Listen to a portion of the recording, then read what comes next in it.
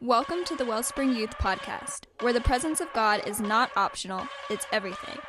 This is where a generation says yes to holiness, yes to revival, and yes to the call of God.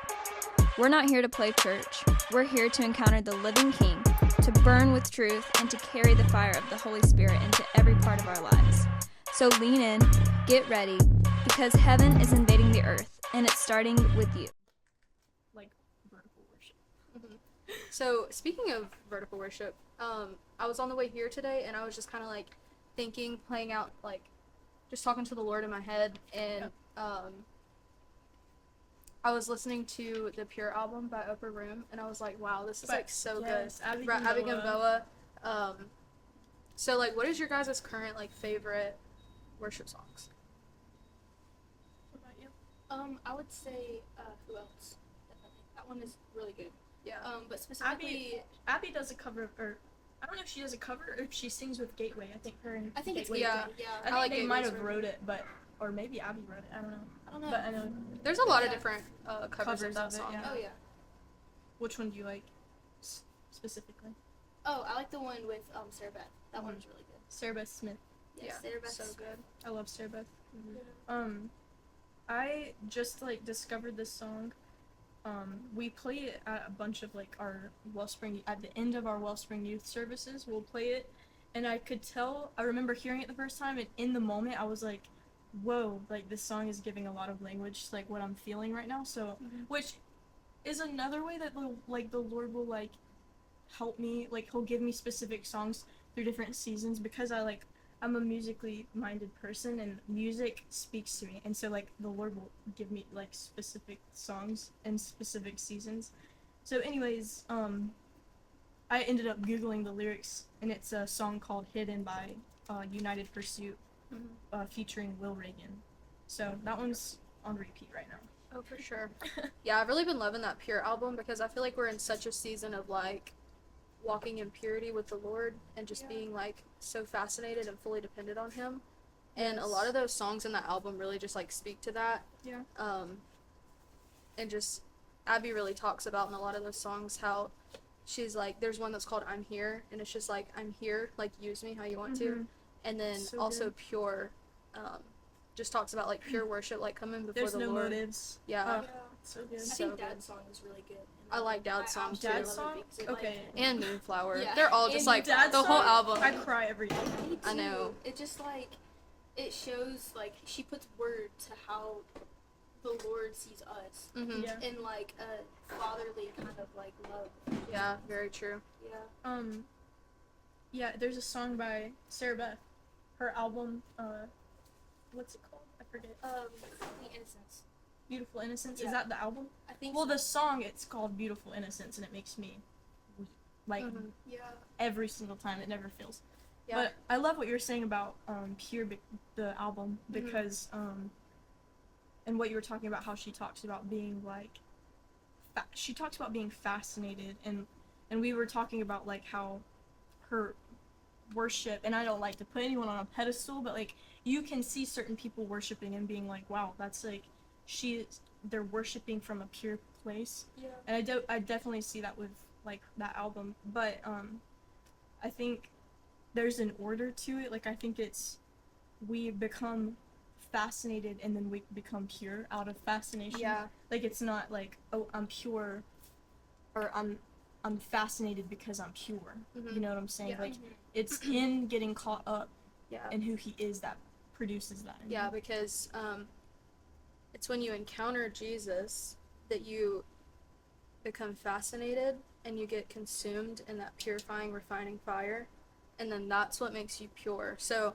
awakening begins with encounter. So your awakening and your journey to purity starts whenever you encounter Jesus and the love that He has for you, and it just like it changes something in your heart. Like your heart does a full 180, and it makes you see life through the eyes of Jesus, and it makes you realize like how deep His love was for you. I feel like a big thing in this generation is just for kids to know like just have the revelation of Jesus's love, like just to have the revelation of like he loved me so much, like, and it's not a cliche. Like, I No. feel like Yeah. the phrase Jesus loves you has become like a catchphrase or like a cliche, but it's really not. Like, It really is. he really actually died. Like, he Yeah. actually died on the cross, and it's because he loves you. And it's like, it sounds so simple, but it's so deep. Like, there's so many layers to the love that he has. And once you encounter him, that's really when you become, like, you start becoming fascinated. It's kind of like whenever you, I don't know, it's like when we met and we were like friends and like we knew of each other, but then once we really started hanging out with each other and we really started connecting, it became where we wanted to hang out with each other. Yeah. We wanted to go do things together because we loved each other and because we liked the company. And that's kind of how it is with Jesus. Like, when you get to know him, you want to be around him, you want more of him, you just want to keep following that journey out with him. And it's because he loves you, and that's like, it's like a friendship. Like, you love each other, and that's why you hang out with each other, you do things together, and that's why you want to be around each other. Yeah, It's and I so think good. the most beautiful thing about that is that he doesn't just love you. Like, he Mhm. didn't just, like, oh, I love everyone in the whole world, so I'm going to die for them. He did, but he loves you so much that he knows your name. Yeah, he knows you by name. He knows how much hairs on your Mhm. head. Like, he knew you before you were even conceived. Yeah, And he knows that's just- everything. And that's just, yeah, he It's just knows almost- everything, and it's so, like, on such a deeper level.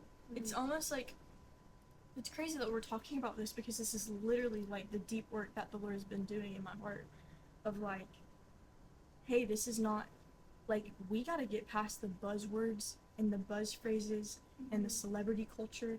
It is so much more real than that. Yeah, that's part of purity. Yeah, absolutely. Humbleness. Absolutely. It's just like, I've been in this season where, man, okay, so I'll tell this really quick story. A couple Wednesdays ago, we were sitting in, or I found myself, like, in the back of the sanctuary, because we were at a Wednesday night, like, Bible study, and, we were singing What a God by SEU, worship. I was just listening to that on the way Yeah. here, too.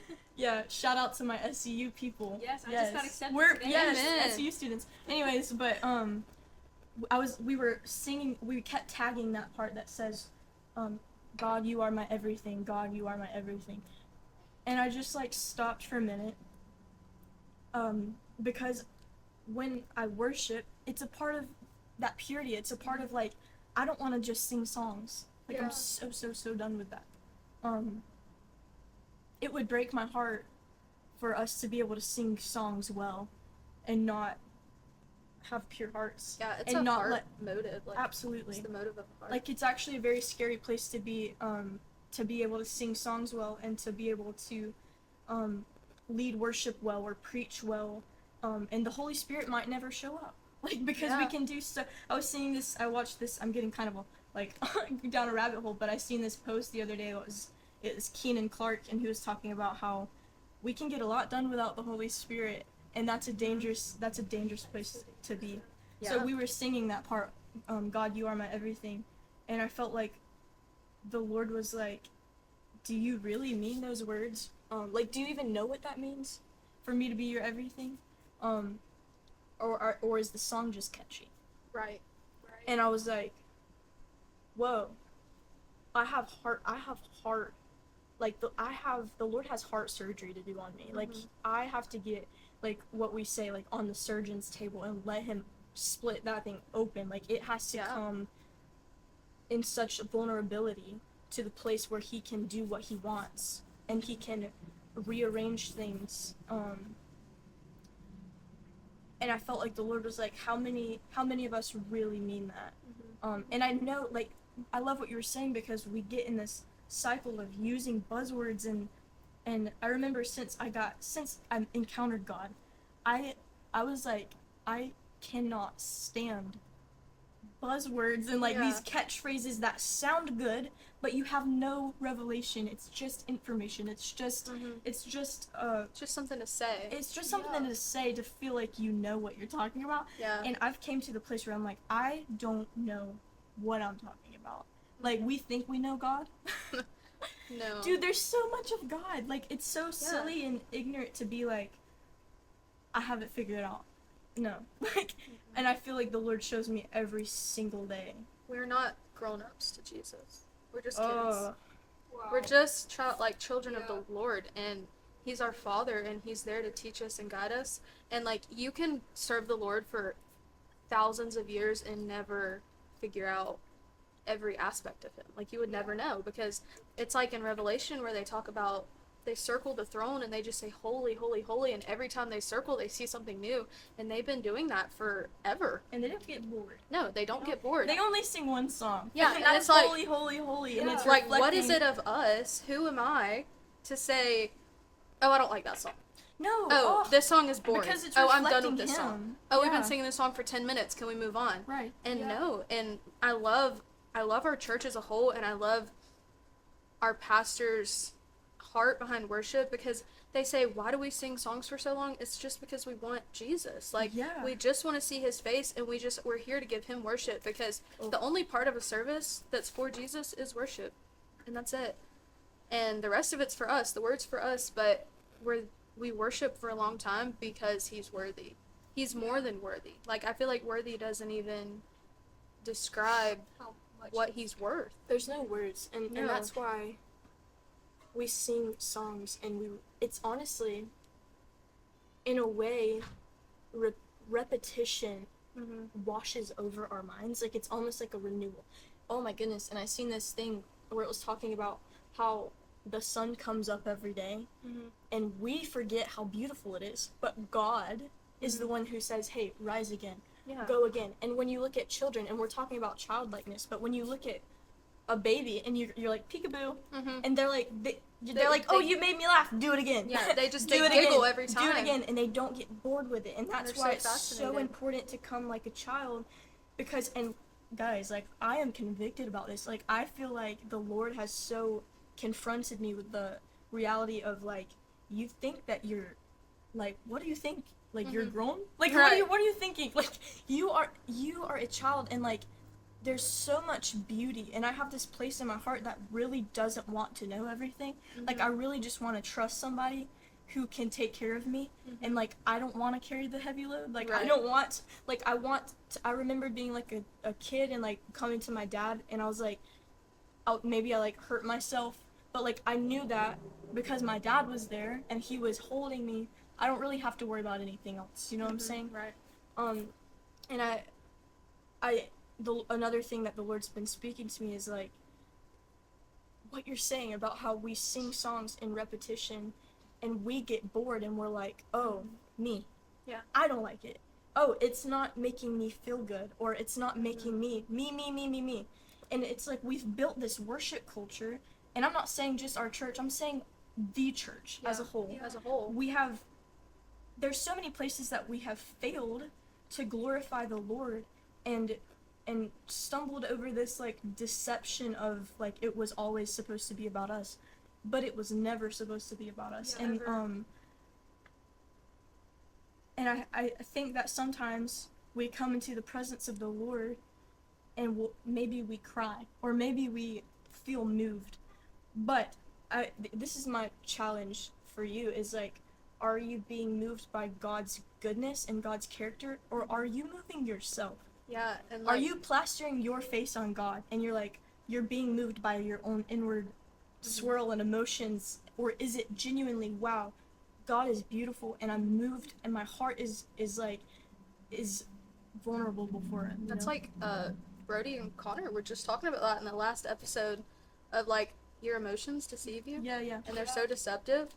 And sometimes it comes to a place in worship where you might be getting distracted, but you have to sit there, and sometimes I just, like, you have to get rid of distraction, and it's hard. Sometimes it can be really hard, but, like, if you, like, that's why we go to the back. You see us, like, go to the back, and we just sit, and it's like, Lord, I'm just, like, seeking after your face, and we sing songs over and over because eventually it's gonna Something's click. gonna click. It's gonna click, and you're gonna have that revelation and that download of, wow, like, what I'm singing is so true, and it's not just words over and over because it sounds nice. And what you were talking about, like, with your What a God experience, I remember we went to this youth conference, and this was like a marking moment to me. It was very similar to what you're talking about, but the guy that was singing, his name's Matt Gilman, and he was singing Love that Refiner, he was singing Refiner by Maverick City, and it says, clean my hands, purify my heart. And it just says, I want to burn for you. And he said, Lord, like, this is a beautiful song, but I don't know if I can sing that. I don't know if I'm ready to be burned. He was like, because I know if I ask, you're going to come, and I know if I ask, you're going to do it. And he said, I don't know if my heart was ready. He's like, I don't know if I was ready to be purified. I don't know if I was ready to be burnt and washed clean, like, fully, because it's a choice to let the Lord come in and purify you. And I remember sitting there on the floor and just thinking about that, and I was like, wow, like, I would rather just say nothing than to sing the song and not mean it. That is so good. Like, that is Sometimes the work it just that takes, the Lord is producing. If you can't 100% wholeheartedly say, I mean these words, sometimes it's better to just sit and listen. Absolutely. It's better to just sit and say, Lord, search me and know me. Search my heart. I don't want to come to you with the wrong motives. And that is also a mark of maturity as a believer, is to know when to sit and listen, and to know when to ask the Lord, when to seek his face, and just to know when to be quiet. Because sometimes you do more damage saying something you don't mean than just not saying anything at all. Yeah. It's like when you're a kid and your mom says, if you don't have anything nice to say, don't say it, you know? And we're children of God, and so sometimes we just need to sit and not say anything, because then that's when our emotions and our opinions start getting ahead of Jesus. That's when you start getting moved like from yourself, like, you know what I'm saying? He doesn't want your lip service, right? He is not concerned in your outward. This is that Joel 2 narrative of rend your hearts and not your garment. Yeah. He doesn't want this. He wants this. He wants a broken heart, a contrite spirit. It's like in Psalm 51 it says, it's like a broken heart you won't despise. If you wanted burnt offerings, if you wanted me to, like, do the lip service, if you wanted me to just, like, do all these things for you, I would. If that's what you were asking, but that's not what you're asking. You're asking for me to be honest with you. You're asking me to come vulnerably and not try to look pretty. And that's where the Lord has had me of, like, I can't muster up anything within myself. It is like, dude, like, I'm not, it is, okay, well, the Bible says, apart from me, you're nothing. And so, like, we literally are nothing. Like, he doesn't need us. Like, we're just, but he wants us, and he desires, and he desires for that relationship. Yeah. Because, again, like, going back to what we were talking about, because he loves. Yeah. Like, it's that simple. It's so good. Paul Washer, what I was thinking of is Paul Washer. I watched a sermon of his the other day, and he said, there's no such thing as like, amazing men and women of God. It's only, broken people who, realize their desperation. And I was like, yeah, dude, that is crazy. Like, people who understand that they do nothing but fail within themselves, because we were not created to be outside of God. Yeah. It's only broken people who find themselves abiding, who we see as greatness, but truly, they're broken. They've just found themselves in the Lord, and that's like, very true. Very true. Yeah, I feel like it's not even like the names of people, it's the fact that they've humbled themselves and they've had the true revelation of, like, I have to abide in him, and I have to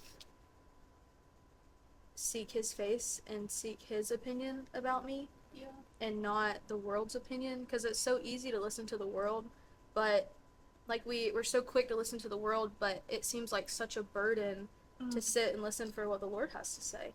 And in those moments where you just sit and listen, that's where he starts really to purify your heart, and like, purity is a journey. Like, it's not just like a thing that happens. Like all of us are still, like, walking on this journey, and I feel like it's a lifelong journey of just seeking more of the Lord, and he just continues to purify you, because there's always something in you that can be purified. Yes. Always. And when you go in the process of being purified by the Lord, it's just a consistent yes and yes and yes, even if you don't want to say yes. Yeah, I was gonna say earlier, discipline is huge Yeah. with purity too, because you have to be disciplined to seek out what the Lord has and seek out purity.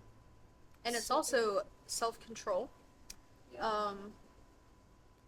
and learning to say no, learning to set yourself apart, learning to not put yourself in situations where you know you're gonna fall, Yeah. Yeah. because nobody knows your boundaries more than you. Like, you know what's gonna tempt you, you know what you're weak to, you know your weak areas. And so another part of purity, just like the practical aspect of walking out, like purity, say in like the physical, Yeah. like, you know, there's all different sorts of ways to be impure, but just like setting yourself apart, saying, no, I'm not hanging out with you, or no, I'm sorry, I can't come over, or Which, yeah, I can't go do that, you know, that kind of stuff. Yeah. starts in the heart. Yeah.